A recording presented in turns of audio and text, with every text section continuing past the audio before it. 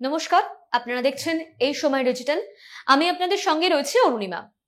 আজকে এমন একটা বিষয় নিয়ে আলোচনা করব যেটা লোকসভা ভোটের আগে দেশ রাজ্য রাজনীতিতে একেবারে আলোড়ন ফেলে দিয়েছে। এনআইএ জালে বেঙ্গালুরুর রামেশ্বরম বিস্ফোরণ কাণ্ডের মূল দুই অভিযুক্ত, আর সেই দুই মূল অভিযুক্তই ধরা পড়েছে বাংলা থেকে। শুক্রবার এই ঘটনায় একবারে সারা পড়ে যায় দেশে।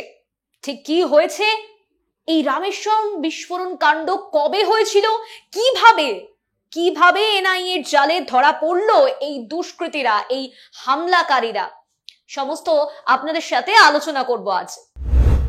দিনটা ছিল 1 মার্চ 2024, আর 5টা দিনের মতোই। বেঙ্গালুরুর জনপ্রিয় রামেশ্বরম ক্যাফেতে সেদিনকে ভিড় জমিয়েছিলেন গ্রাহকরা। খাবার দাবার কেনার ভিড় যেমনটা আর 5টা দিনের মতোই থাকে সেরকমই ছিল, লাইনও পড়েছিল বেশ। ঠিক এই সময় আচমকাই বিস্ফোরণের শব্দে কেঁপে উঠল রামেশ্বরম ক্যাফে। আতঙ্কে তখন হুড়োহুড়ি ছুটোছুটি, ঘটনায় বেশ কয়েকজন আহতও হলেন। ক্যাফে থেকে তখন বেরিয়ে পড়ার জন্য দৌড়াদৌড়ি শুরু করে দিয়েছেন মানুষজন। বিস্ফোরণ হলো এই রামেশ্বরম ক্যাফেতে। সঙ্গে সঙ্গে পুলিশও পৌঁছালো ঘটনাস্থলে এবং আহতদের উদ্ধার করে হাসপাতালেও নিয়ে যাওয়া হলো।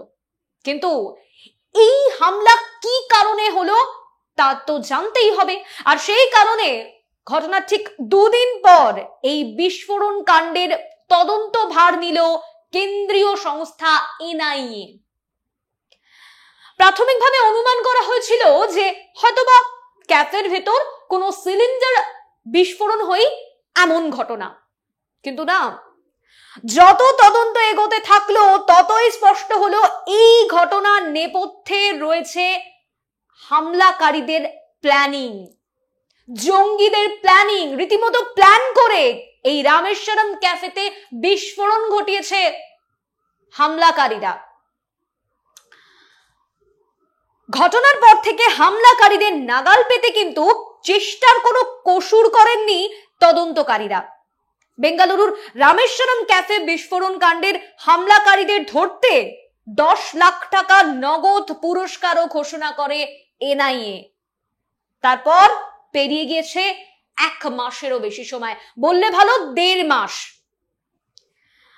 এই 1.5 মাস সময়ে যে হামলাকারীদের গরু খোঁজেন তদন্তকারীরা, এবং ঘটনার বেশ কয়েকটি সিসিটিভি ফুটেজও কিন্তু সামনে আসে। সেই সিসিটিভি ফুটেজ ধরেই হামলাকারীদের কিন্তু চিহ্নিত করেন তদন্তকারীরা। দেখা যায় যে একেবারে প্রকাশ্য দিবালোকেই ঘোরাঘুরি করেছে এই হামলাকারীরা, কখনো দোকানে, কখনো বা বিস্ফোরণ ঘটানোর ঠিক পরেই একেবারে গটগট করে সবার সামনে দিয়েই কিন্তু বেরিয়ে গিয়েছে হামলাকারী। তবে এই যে হামলাকারীদের নাগাল কিন্তু পাওয়া যাচ্ছিল না, এবং নাগাল পেতে কিন্তু বেশ বেগও পেতে হয় তদন্তকারীদের। আর এই হামলাকারীদের নাগাল পেতেই 10 লাখ টাকা আর্থিক পুরস্কারও ঘোষণা করে এনআইএ। বলা হয় যে এই দুষ্কৃতীদের খুঁজে দিতে পারলেই 10 লাখ টাকা আর্থিক পুরস্কার দেওয়া হবে। শেষ পর্যন্ত শুক্রবার এলো সাফল্য। বাংলা থেকে ধরা পড়ল এই 2 হামলাকারী, যাদেরকে জঙ্গি বলছে এনআইএ।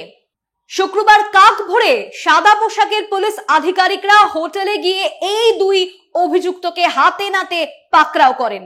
প্রাথমিক তদন্তের পর জানা গিয়েছে যে এই সাজিব ক্যাফেতে গিয়ে বোমা রেখে এসেছিল, আর পুরো ঘটনার যে প্ল্যানিং, সেই প্ল্যানিং এর পেছনে ছিল কিন্তু তহা। বেঙ্গালুরুর হোয়াইট ফিল্ড এলাকার বিখ্যাত রামেশ্বরম ক্যাফেতে একটি ব্যাগেতে করে বিস্ফোরক রেখে এসেছিল সাজিব, এবং হাত ধোয়ার বেসিন এবং সিটিং এরিয়ার মাঝখানের অংশে এই আইইডি ভর্তি ব্যাগটি রাখা ছিল।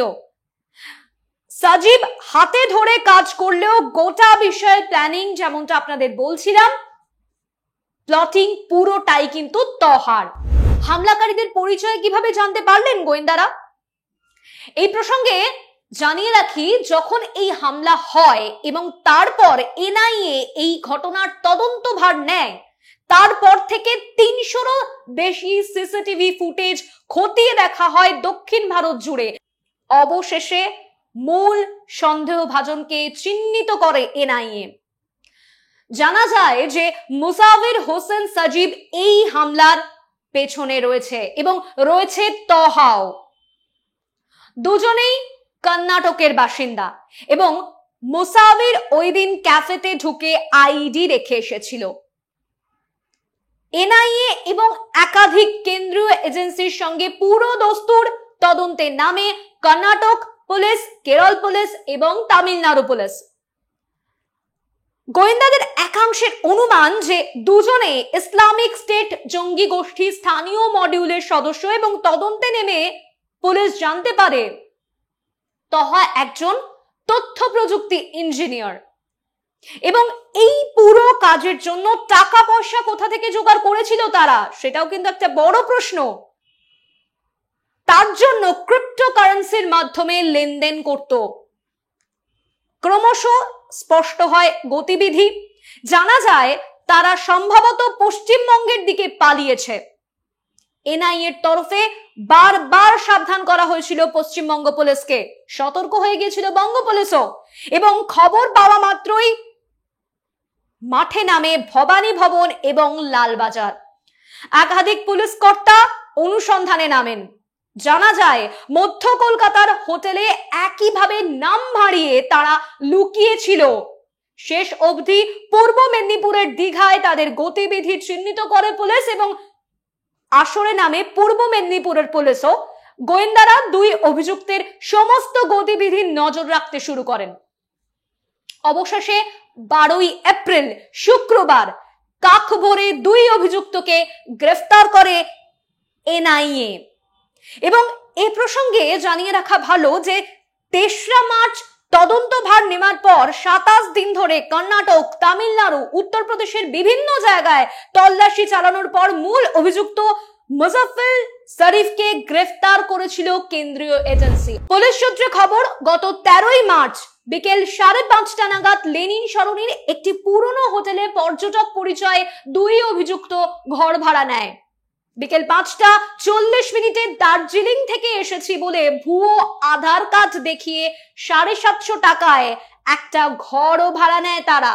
বৃহস্পতিবার রাতে পূর্ব মেদিনীপুর পুলিশের 50 জন কর্মীর সাহায্যে অভিযুক্তদের গ্রেফতার করা হয় এবং জেলার এসপি সৌম্যদীপ ভট্টাচার্য জানান যে খবর পাওয়ার মাত্র 2 ঘন্টার মধ্যে কিন্তু অভিযুক্ত দুজনকে গ্রেফতার করা সম্ভব হয়েছে। রাতে আমাদের কাছে একটি ইনফরমেশন আসে এবং সেই ইনফরমেশনের উপর ভিত্তি করে পশ্চিমবঙ্গ পুলিশ এবং সেন্ট্রাল ইন্টেলিজেন্স এজেন্সির একটি যৌথ অপারেশন হয় এবং ইনফরমেশন আসার সাথে সাথেই সমস্ত ওয়ার্কআউট করে 2 ঘন্টার মধ্যে যে রামেশ্বরম ব্লাস্ট কেস আছে তার 2 জন অভিযুক্তকে গ্রেফতার করা হয়। দীঘা থেকে গ্রেফতার করে আনার পরে কলকাতার ব্যাংকশাল কোর্টে পেশ করা হয় এই দুই অভিযুক্তকে, অর্থাৎ মুসাফির হোসেন সাজিব এবং সঙ্গী আব্দুল মতিন তহাকে। আদালতে এনআইএ এর তরফে দাবি করা হয় গত 1 মার্চ বিস্ফোরণের 1 ঘন্টা আগে বেঙ্গালুরুর ক্যাফের ভিতরে বাসন ধোয়ার জায়গায় আইইডি বোমা রেখে এসেছিল মুসাফির। এনআইএ আরো দাবি করে যে ধৃতদের কাছ থেকে বৈদ্যুতিন যন্ত্র, মোবাইল এবং ফোন কলের সূত্রে মুসাফির এবং আব্দুলের খোঁজ শুরু হয়।